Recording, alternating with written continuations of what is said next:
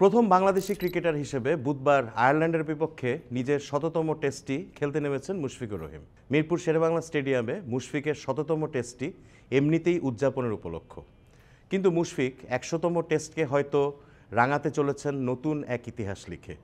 মিরপুরে আজ প্রথম দিন শেষে তিনি অপরাজিত ৯৯ রানে। বাংলাদেশ ৪ উইকেটে তুলেছে ২৯২ রান। মুশফিক এখন দাঁড়িয়ে ইতিহাসের দ্বারপ্রান্তে।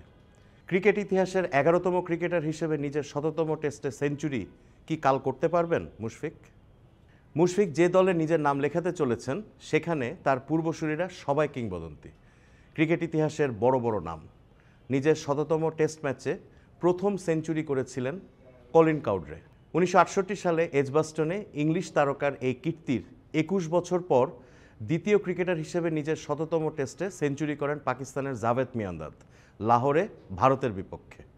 এরপর এই কীর্তি করেছেন গর্ডন গ্রিনিচ সেন্ট জোন্সে ইংল্যান্ডের বিপক্ষে ১৯৯০ সালে। এরপর আবার ১০ বছরের বিরতি। ২০০০ সালে ওয়েস্ট ইন্ডিজের বিপক্ষে ওল্ড ট্র্যাফোর্ডে এই দলে নাম লেখান সাবেক ইংলিশ অধিনায়ক অ্যালেক্স স্টুয়ার্ট। ২০০৫ সালে বেঙ্গালুরুতে ভারতের বিপক্ষে ইনজামামুল হক নিজের শততম টেস্টে সেঞ্চুরি করেন। তবে এই দলে সবাইকে ছাপিয়ে গেছেন রিকি পন্টিং। তিনি ২০০৬ সালে সিডনিতে দক্ষিণ আফ্রিকার বিপক্ষে নিজের শততম টেস্টে করেছিলেন জোড়া সেঞ্চুরি। ৬ বছর বিরতি দিয়ে ২০১২ সালে ওভালে ইংল্যান্ডের বিপক্ষে শততম টেস্টে সেঞ্চুরি করেন দক্ষিণ আফ্রিকার গ্রায়াম স্মিথ। ২০১৭ সালে এরপর করেছেন হাসি মামলা, ২০২১ সালে জো রুট, আর ২০২২ সালে সর্বশেষ নিজের শততম টেস্টে সেঞ্চুরি করেছিলেন অস্ট্রেলিয়ার ডেভিড ওয়ার্নার। মুশফিকুর রহিম কাল একটি রান নিতে পারলেই আরেক ইতিহাসে নাম লেখাবেন।